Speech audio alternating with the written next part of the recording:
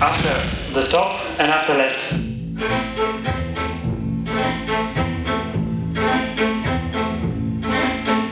Принципно винаги началото на работния процес започва с провокация или от някаква драматургия, или от музика, или от някаква ситуация, с която съм се сблъскал в живота си.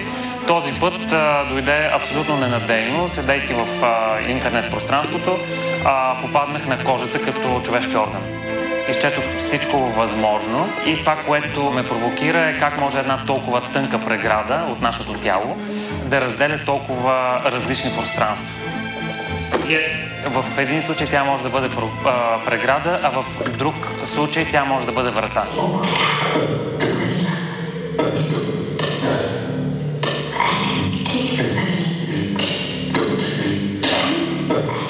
Мисля, че с мен не се работи лесно в едно отношение, но в друго пък е приятно. Енергията за мен е много важна по време на създаването на самото движение и не винаги психофизиката на танцора е подготвена за толкова дълго натоварване през деня.